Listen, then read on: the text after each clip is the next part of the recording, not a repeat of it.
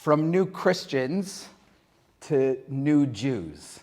That's one of the terms that scholars have used to identify the Western Sephardim. What we saw previously is that this specific group of Sephardim, the group that we're calling the Western Sephardim, otherwise known as the Portuguese Jews or the Spanish and Portuguese Jews, is inspired by, or shall we say, was created through their experience in Portugal, while other Sephardi Jews left Iberia at previous stages, some after in the 12th century, some after 1391, others in 1492. We discussed how one group of Jews stayed in Iberia, ended up in Portugal, unexpectedly found themselves stuck, forcibly converted to Catholicism. And it's those group of Jews, right, those people who are forcibly converted, who become called within Portugal the new Christians, right? So even though they converted, they were still discriminated against and were separated. And we spoke about that they married amongst each other and so on. So they really created a separate socioeconomic class within Portugal or in Portuguese-speaking areas, right? Those become the new Christians. So it's those Jews, right? It's those people who, when they leave Portugal, and we'll talk a bit more about those circumstances tonight, but when they leave Portugal and they go to places where they can return to Jewish life, right? Those are people that sometimes people refer to them as new Jews, right? Because for them, in a sense, their opportunity to live more complete Jewish lives was, in a sense, new to them. Some of them, as we'll see, remained in Portugal for centuries. Again, possibly observing remnants of Judaism in private, but obviously limited in what they could study, limited in what they knew, limited in what they could do. So when they leave, there's a process of reclaiming their Jewish heritage. And so in that sense, some people call them new Jews, not in the sense that they weren't technically Jews beforehand, right? Halachically or legally speaking, they were Jews because they married amongst themselves, and so they maintained their lineage.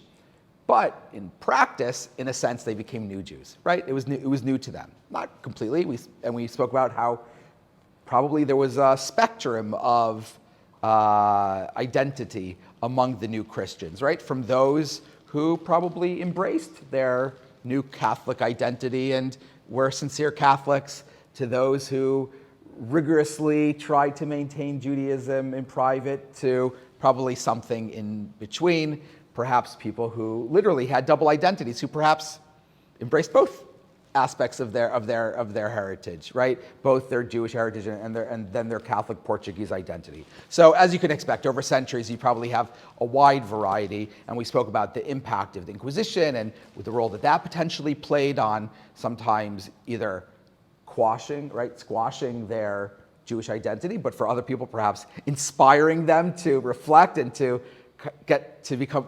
be more acquainted with what it meant to be Jews. They're being persecuted for it anyway. They might as well know why they're being persecuted. And so it's a very messy time. And so some scholars refer to this group when they leave Portugal as new Jews. Some of them, scholars, refer to this group as port Jews because they settle in port cities. And that's a way to distinguish between them and an Ashkenaz, a term often used to describe certain Ashkenazi Jews as court Jews, right? Those who had a place at the court representing their Jewish community, right? So people of great stature within their communities that would kind of be the most aristocratic of the Jews became known as the court Jews, right? And those who would try to navigate the place of Jews in society through their place at court. These Portuguese Jews, some of them are sometimes referred to as the Port Jews. Right? It's a cute play on words, but there's an element of truth to it, and we'll talk about what that means beyond simply they lived in ports, right? But what does that tell us, and what does that mean in practice about who they were? Sometimes they'll simply be referred to as Portuguese Jews, right? As the Portuguese nation, right? As those who come from Portugal. And that's kind of the way that they're identified. And we've said previously, right? The Jews in Amsterdam were referred to as the Portuguese Jews, right? And early on, that's the way that this community in London would have been known as the Portuguese Jews before eventually be called the Spanish and Portuguese Jews. And so there's lots of terms we use to describe them in the same way that we have lots of terms to describe these people when they were still in Portugal or in Spain, right? New Christians, conversos, anusim, b'nei anusim, pejoratively Marranos, right? There's lots of terms that people have used to describe those groups. And as I mentioned, each of those terms means something slightly different, right? Conversos simply mean they're converted. Anusim means forcible converts. B'nei anusim means the descendants of the forcible converts. Marranos potentially means pig, right? It's a derogatory term to describe these people. New Christians, well, on one level it simply means they're new to being Christians, but we know that it meant they were racially segregated. So each of those terms referred to, in a sense, the same group of people, crypto-Jews, right? That might mean these are people who are truly practicing Judaism in secret, right? So each of those terms ostensibly refer to the same group of people, but of course each of those terms means something slightly different, have a slightly different connotation. And so in a sense, each of those words may be more apt for different members of this broader, right, Portuguese New Christian world. In the same way, those terms that we started with talking about, the Western Sephardim, each of those terms says something slightly different. Western Sephardim, right, that roots them in the heritage of Sfarad, right? New Jews, right, that reflects on the fact that they had returned to Judaism. Port Jews, right, that's focusing on perhaps their mercantile life or their privilege, as we'll see. Portuguese Jews, right, that roots them specifically in the Portuguese experience. The Spanish and Portuguese Jews, right? Each of these things says something slightly different. So these terms are not entirely interchangeable, but actually mean something or say something about perhaps who we think they are, or what we think is distinct about them, or what is it about them that we want to focus on, right? What we want to talk about, right? So the terms are meaningful, right? They mean something in terms of what do we mean when we refer to these people. And so even the term Western Sephardim, right? That even that has a particular connotation, right? That's distinguishing between those who went to the east or to the North Africa, right? The Mizrahim, the Eastern Sephardim, right? The different terms that are used. And so tonight we are going to look at the initial waves of, and here again I'm just using a term because we have to choose one of them, right? Of the Portuguese Jews who make their way out of Iberia and return to Judaism in Europe. Okay? That's what we're going to be looking at tonight as the story of the Western Sephardim. In our next lecture, we'll be focusing on, shall we say, an additional wave, as it were. We'll talk about what that means then, that end up in the Americas. Okay? And broadly speaking, right, those two groups together will make up the Western Sephardi diaspora, right? The Spanish and Portuguese Jewish communities, and we'll talk about kind of the unique characteristics of these communities and who they were, how to understand them, but also at the same time appreciating the fact that, you know, even among this group, they're not all the same, right? There's differences between them. So let's take a step back, right? Just kind of briefly go over the chronology of events here. So we mentioned they're expelled from Spain in 1492. They go to Portugal. King João the second, right? King John II, as he's referred to in kind of in British works, right, welcomes them. He will die in 1495. His son, King Manuel, will take over. King Manuel will be interested in marrying his son, who will become the future King João III, to one of the daughters of King Ferdinand and Isabella. A precondition of their marriage is that Portugal expels its Jewish population too. And so in 1496, King Manuel expels his Jewish population, says they must leave by 1497. But as we previously discussed, he doesn't let any of them leave, but through various means, little by little converts essentially the entire population of Jews. And that establishes what will become this Portuguese new Christian population in Portugal. But at the same time, right, we said there's no Inquisition, right? So essentially he converts them, but seemingly is indicating that he's okay the fact that it's an external thing that they're doing. Perhaps he's simply hoping by not imposing an Inquisition, or perhaps he feels that by not imposing an Inquisition, it will kind of allow for a more healthy acculturation, assimilation into Portuguese society. Be that as it may, we know that a more established type of crypto-Judaism will take hold. They live in their own neighborhoods. They work. They trade. They work amongst each other. They create a distinct socioeconomic class. They're racially segregated as well, right? New Christians versus old Christians. And that's kind of how things are. It's not without troubles. We mentioned how in 1504 there is a popular uprising against them in Lisbon. Presumably, seemingly several thousand of these new Christians are murdered. But things carry on until King Manuel dies. King João III now takes over, and in his reign, he will establish an Inquisition that will be established in 1534. And from that point forward, you have a Portuguese Inquisition. And as we discussed, the Portuguese Inquisition is far more ruthless than the Spanish Inquisition, despite the fact that the Spanish Inquisition is the famous one, because there actually is quite a lot of crypto-Judaism taking place, and so it's there's quite a lot of cases. It's an extensive thing. We know people's property is taken. There are people who are even put to death, right, at the auto da fe. It's a very difficult time. But taking the story forward, as a result of this marriage, right, then their child, when they take the throne, will unify the crowns. And so in 1580, Spain and Portugal unify. At this point, Portuguese conversos can also settle in Spanish territories.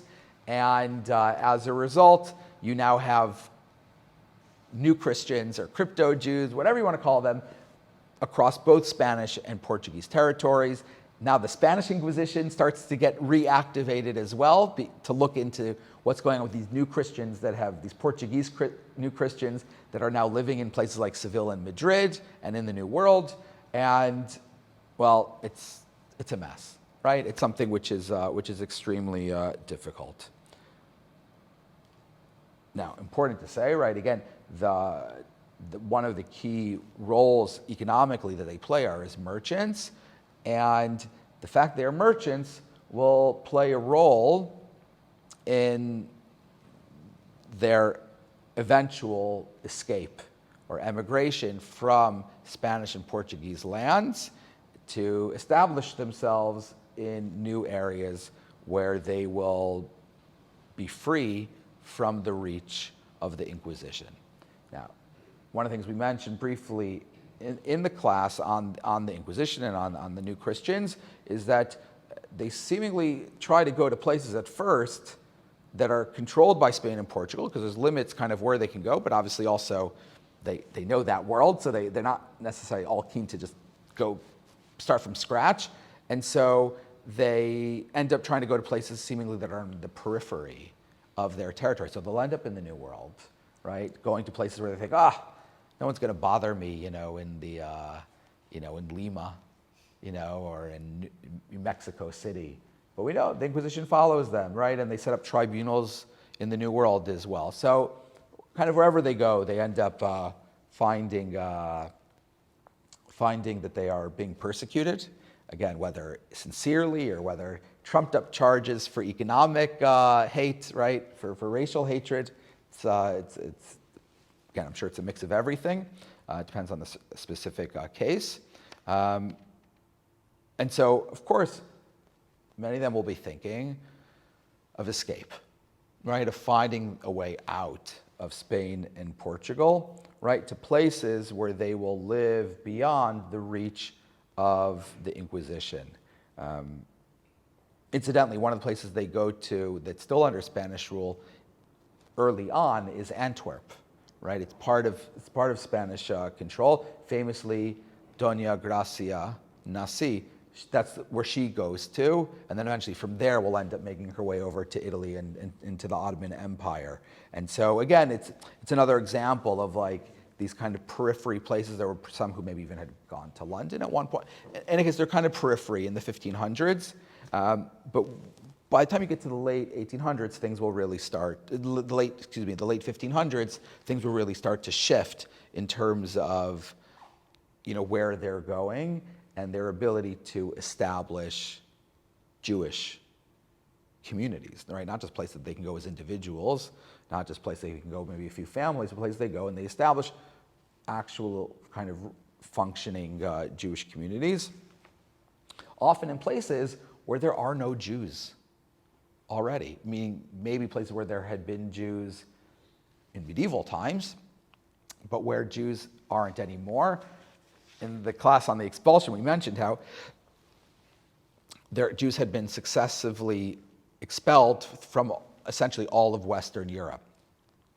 Spain and Portugal at the end of that, right? It starts in England in 1290, and then in the 14th century in France, and then in the 15th century in Spain and Portugal, right? So by the time you get to the 1500s, Western Europe is largely emptied of Jewish life, of Jewish communities. And so when we talk about these Portuguese Jews going there, they're really going there as like, as intrepid, they're going to places where it's not like they're going and just settling into previously established Jewish communities and it's easy and they just kind of fall in line with the Jewish communities. They're going to places and they have to recreate not just their own personal Jewish life, but they have to create all of Jewish life, right? All the infrastructure of Jewish communal life. And remarkably, they do. Remarkably, I mean, it's properly impressive how they go about achieving this. So the question will be, how do they do this? But one of the things that'll be interesting is one of the significant things that will create this opportunity will be the rise of Protestantism, right? Catholics who had themselves stopped being Catholic, right, for living what they believed to be the right way to live a Christian life, right? So those Christians won't necessarily hold it against Jews for not being Catholic anymore because, well, they also stopped being Catholic.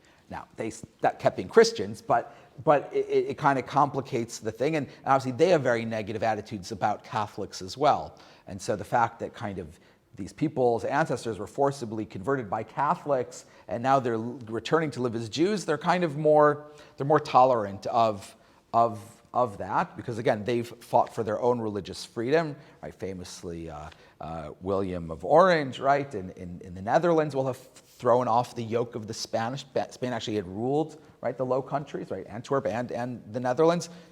They're thrown off of that, right, so the Netherlands becomes free. But even in some places that are Catholic, they go to places that don't have the Inquisition. So there, you can see it's a bit more dicey, right? How exactly do you do it? What's acceptable? What's not acceptable, right? And so that's something we'll kind of look at in thinking about. But what's interesting is all the places we're going to talk about that they go to, in each place, it's like a different story. It's like a different set of circumstances, and it each plays an interesting role then in kind of how they're able to go about living their their lives, their Jewish lives in particular. So let's start, in a sense, kind of where it begins. So some Jews had left earlier, end up in Italy in the Ottoman Empire. That will be important because that will be, in a sense, the beginnings of where this Portuguese Jewish diaspora will begin.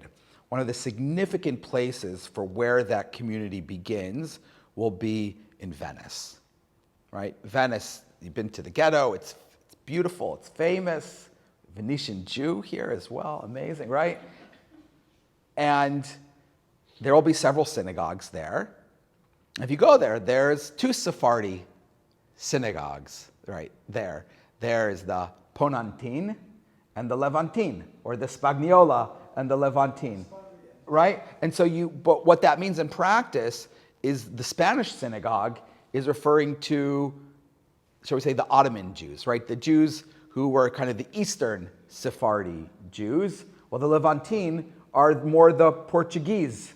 Excuse me, I misspoke. The Levantine Jews, right? Levant, right? The Levantine Jews are the ones who are from the East, right? The Sephardi Jews who went and kind of ended up in Ottoman, right? Kind of in that way. And then you have these Ponantine Jews, right? Who are the Portuguese Jews, right? And they will actually establish their own community there. So you have Jews that both come from Sfarad, but again, they've left at different times. They've had different experiences, and as a result, they live even in slightly separate areas in the ghetto. Right? They even open up a new section of the ghetto for where they're going to live, and they have their own synagogue. Right? So that's kind of the beginning of this kind of somewhat, shall we say, separate.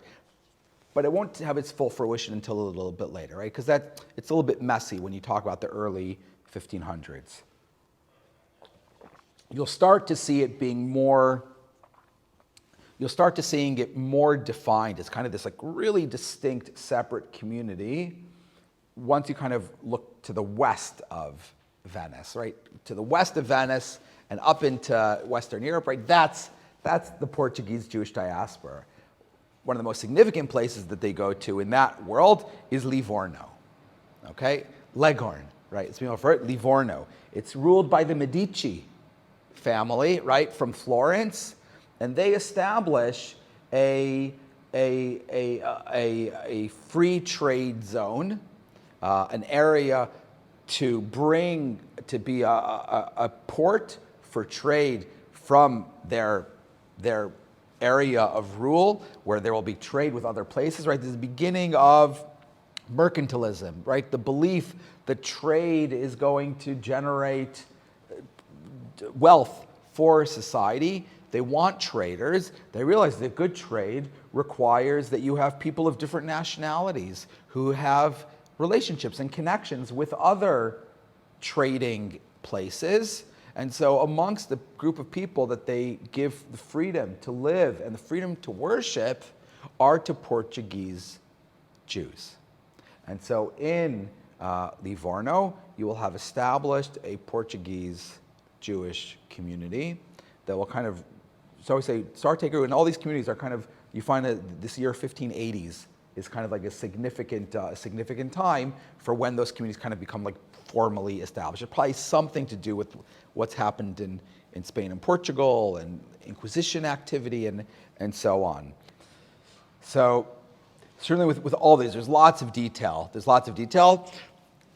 going to try to give a sweep of the history over here, just to kind of give you a picture of it. Within each of the things that we're talking about, there's lots of detail, obviously lots of nuance, lots of people, lots of things that are happening.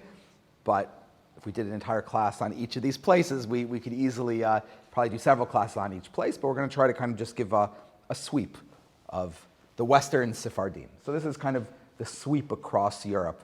And again, we'll see there is a relationship between them, but it'll also be important to understand the differences too. And we're going to go back to these places again. Okay, I'm going to kind of give the sweep, the chronology, and then we'll go back and look at them again to kind of think about some of the issues that we mentioned at the very beginning around their status, what kind, are they Port Jews, are they Portuguese Jews, are they new Jews, etc. Now, obviously, just it's worth noting, of course, Livorno is interesting because what's the religion of Italy? It's Catholic, right? It's Catholic, right? Okay, so you can already see there's a difference, right?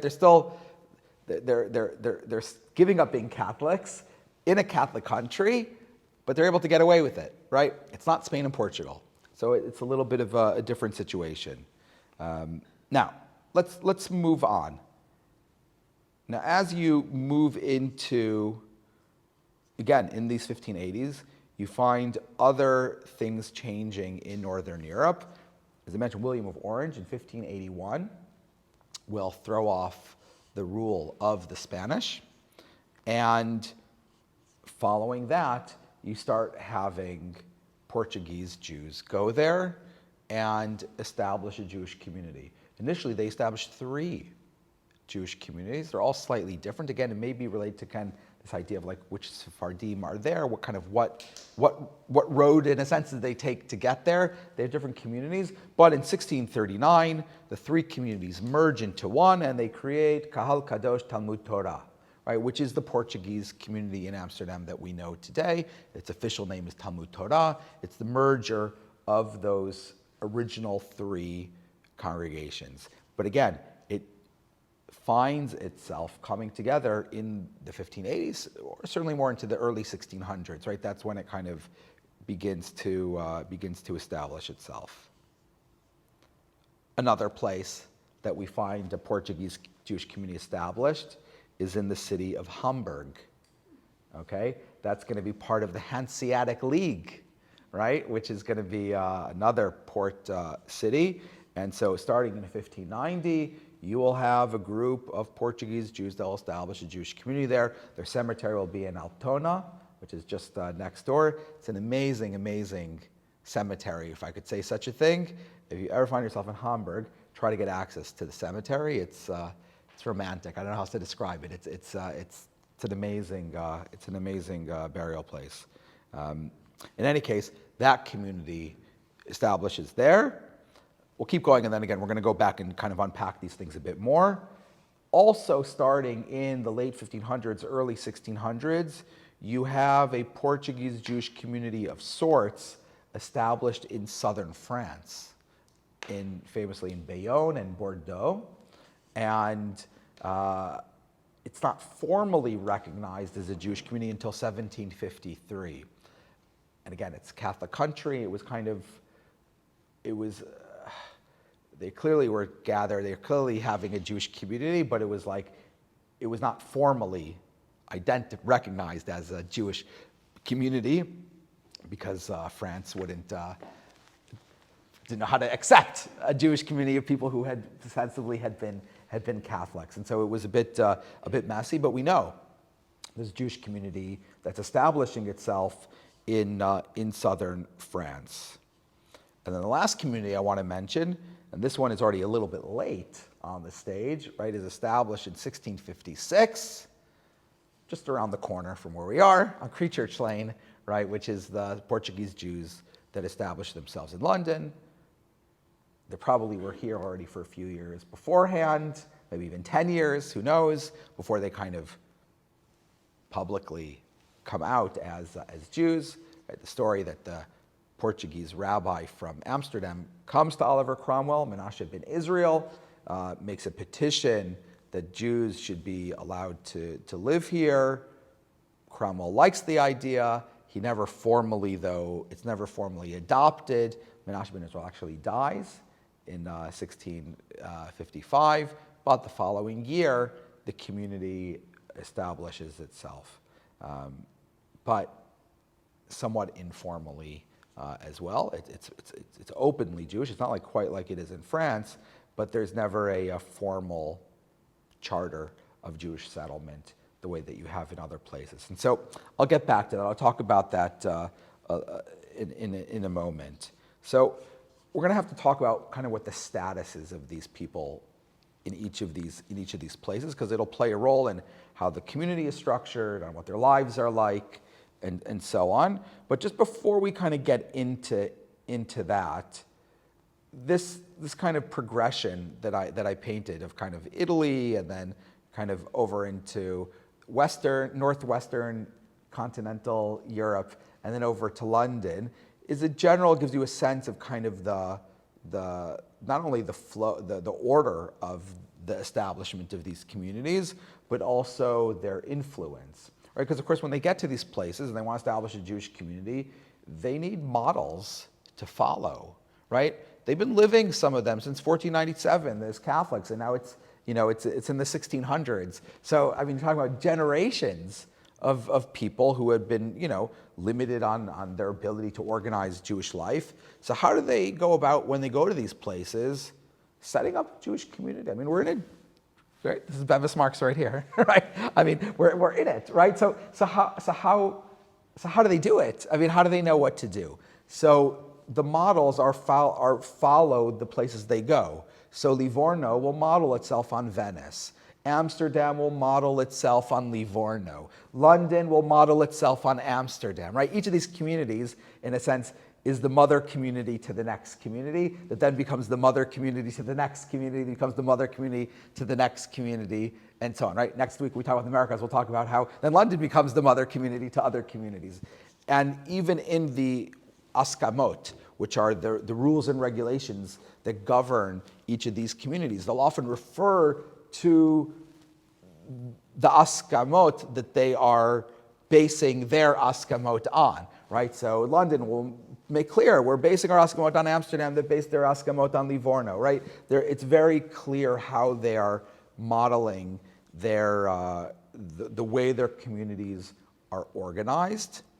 And it's maybe not so much for this series, but perhaps for a future series, to talk about what is that organization, because it's not necessarily the same organization of other Jewish communities. But the Portuguese Jews have a particular way that they organize themselves, and hierarchy and the structure of how their community operates and where authority lies and so on. So, but it's based on kind of just seeing what their predecessors do.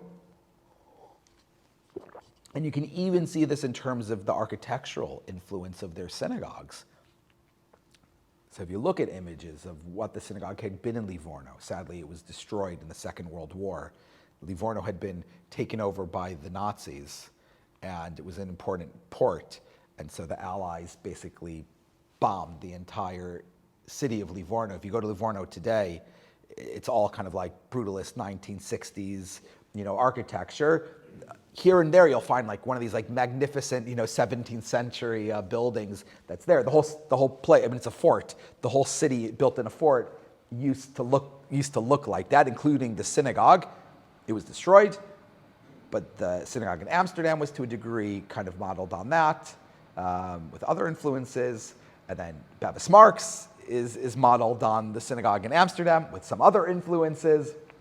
The synagogues that were built in the Americas would be modeled on Bevis Marks, but with some of their own influences. And so you can kind of even architecturally see the transition and the influences that do it. And again, it's important because it's not just influences, but it's the ability of these new Jewish communities that are established to be able to have some model for what a Jewish community looks like. Obviously, they're going to have to bring in rabbis and religious leaders to help to lead their congregations.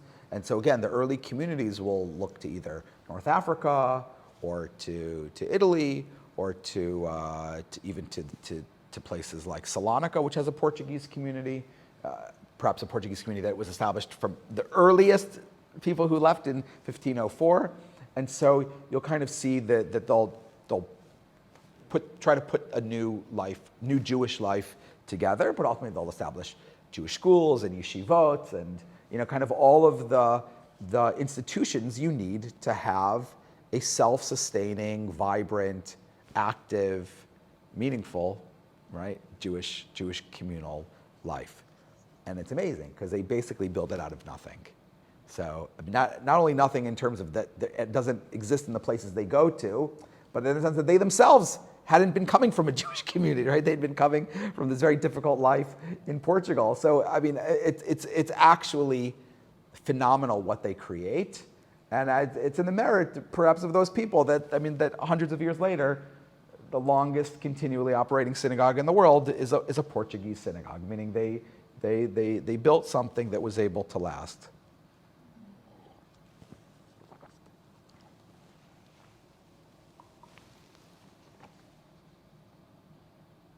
So that's in terms of some of their communal elements of their communal structure. But moving on, right? There are differences between these communities in terms of their legal status, because basically, all of these places are different countries, right? They're dealing with different governance, and as a result, they're going places that haven't had Jews, maybe places that had expelled Jews sometime in their history. Some places just maybe had never really had Jewish communities. And so when they want to welcome these Portuguese traders there, and that's usually why they're doing it, right, is because they realize that when they were in Portugal, these people, they were the merchants of Portugal. So obviously they have a significant know-how in trade, and they want to benefit from their knowledge and their connections and so on. And so they need to kind of understand, so how do Jews fit into these, what are formerly Christian countries? And it's not just the way we kind of think of now, which is like, what do you mean? So you have Jews, but can they be citizens? I mean, this is a Christian country. How can you have people who are not Christians be citizens? Don't you have to be a Christian to be a citizen of Christian? So they have to kind of think through and navigate these things. And so as a result, the status of these Portuguese Jews will be different in each place. And in some, ironically, the more that they are kind of, shall we say, legally segregated, the more autonomy the Jewish community has over itself, right? So, for example, in Livorno, it's very clear. It's like the Jewish community is almost like a corporation, right? There's like they're seen as like a body politic, right? They are a unit. They're not individuals. They are a community, and so the community has responsibilities to the state. But it's not about individuals. It's about, and so in a sense, the Jewish community properly rules itself, right? So even potentially in terms of policing itself and punishing and things like that, right? It's like so the leadership of the community has like real authority over the Jewish people in its community, right? So you can think of in a context like that, if your community excommunicates you, it's like a big deal. Like they control your life, right? To a degree. But as Jews settle in other places that have more, shall we say, liberal attitudes towards minority communities, you start having greater variety of kind of a spectrum of identity. So, for example, in Amsterdam, there's more of a sense of like Jews as individuals having rights, but the community still has a large degree of authority over its members. When you get to London,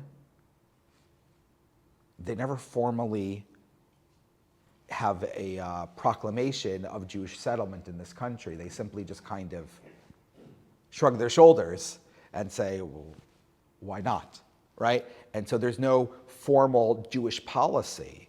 And so as a result, the Jews who are here are not, they're basically seen as citizens. And as a result, the Jewish community has very little authority over Jews in the community because the Jewish community itself has no formal standing as an entity. So you can see and again, I'm simplifying things, but you can see that there's this kind of like spectrum of experiences of the kind of the place of the community in these various, kind of pre-modern, countries. But you also, as a result, have very different sense of authority within the community and individuality and rights as citizens, freedom of conscience, and so on, depending on the different places that we're talking about. Having very tightly defined rules can be difficult, but it also means that there's very clear boundaries and guidelines.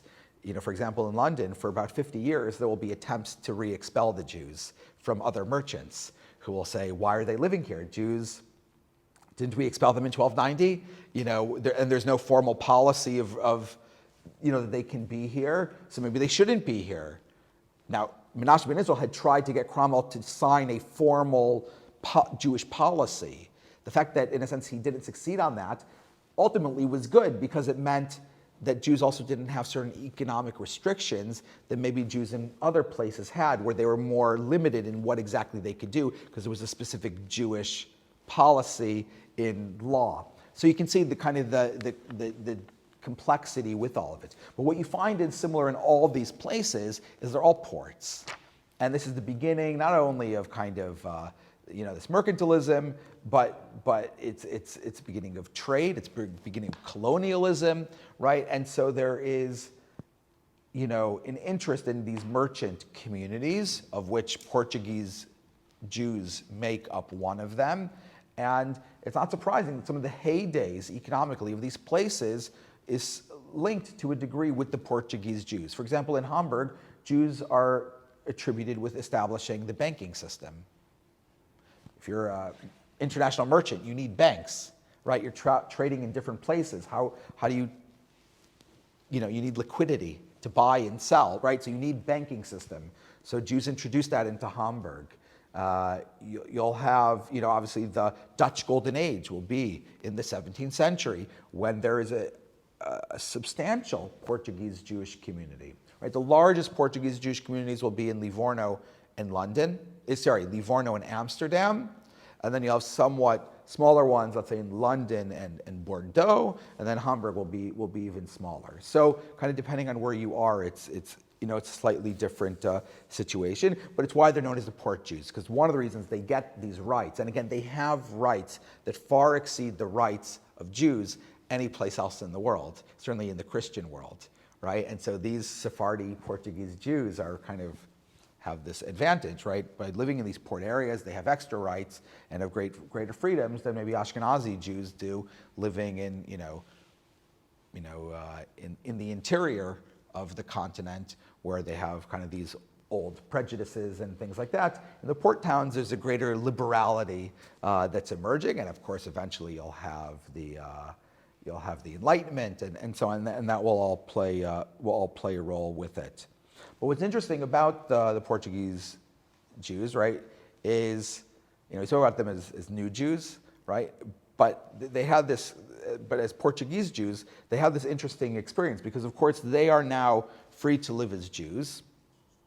In theory, they're free to not live as Jews too when they get to these places, right? They're coming as Catholics. They could just, be Christians, right? So you probably have a spectrum among some of these Portuguese Jews when they first arrive in terms of to what degree do they want to live Jewish lives again or not live Jewish lives. One of the things you do find that's interesting among them is, they came from a situation where they had been able to access society. Now, maybe there were some restrictions, but as Portuguese New Christians, they would have had education, they would have been part of the culture, right? They would have been kind of, in Spain and Portugal at that point had been the greatest kind of powers in the world. And so even when they leave, and even when they return to Jewish life, they're not like looking to go into a ghetto. Put that to the side, right? They're not going back into the ghetto, as it were. They're going to live as Jews, but also as people part of society. And so you find they are deeply acculturated at the same time, right? Nowadays, we would it's not the right term, modern orthodoxy. It's like they're returning to their Jewish life, but they're at the same time, they're also part of society. And so when you think of a Jew in Eastern Europe, you're maybe imagining, the long black coat and the fur hat.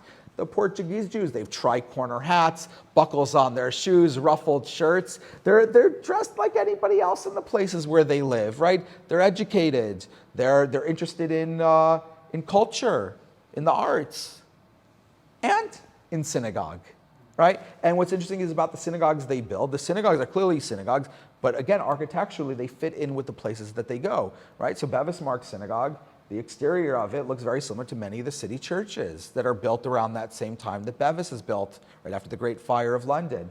And again, it's because they're part of the places where they live. They've left Portugal to escape persecution. They're not interested in escaping society, right? They want to still be part of society. They just want to be part of society as Jews. And so they become, in a sense, the first modern Jews, right? And that's something really important, that in a sense, all the other modern Jews that you find later in history coming out of Germany and places like that, the first ones, in a sense, to do it are these Portuguese Jews in the kind of early modern era. And that's something which is really important about them and about this kind of new Judaism that they essentially create, right? That they create in these new places. Again, maybe because there hadn't been Jews there already, they're able to kind of create something that's, obviously it's Jewish, but it's a bit different than maybe what you might see in other Jewish communities at that same time. At the same time, as I mentioned, it's complicated, it's messy. People who haven't been living these Jewish lives, and they maybe want to be Jews, but they don't necessarily want to follow all the regulations. And again, you'll have a spectrum, and it'll be messy, and it'll be complicated. And that's part of this fascinating story of these communities in the 16 and 1700s, as you continue to have people leaving, because you really have people leaving Portugal into the middle of the 18th century. So, so 150 years, 250 years after the forced conversion, you'll still have the descendants of those people leaving Portugal, ending up in places like London, and then kind of returning to their Jewish roots. And so it's an amazing story. And you kind of think of this like burst of energy they must have come out with. Many of them very wealthy, acculturated, but also passionate about kind of reestablishing Jewish life. And amazingly, they do that in all of these places. But they're not limited, right? They go where the place, they go beyond, right? They'll follow the Dutch and the British across the Atlantic as well, which will be then kind of the next part of the story as you kind of look now into the 18th and 19th centuries of kind of the new communities they create, new challenges that they face, the relationships to the communities back in the continental Europe. We'll kind of talk about some of those aspects as well. But I hope this kind of, again, very broad overview of the Portuguese Jews in Western Europe give you a great sense of kind of where they're coming from, their experience, how that's playing a role with the life that they build, looking at the influences that they have on each other, but also the different rules they face in the places they live, how that impacts the way they govern themselves. It's a whole new world, and it's an amazing time period, and well, we're still here, right? We're still here telling our story of a place like Bevis Marks. So I think that's where we'll end tonight's talk, and we'll continue the story next week.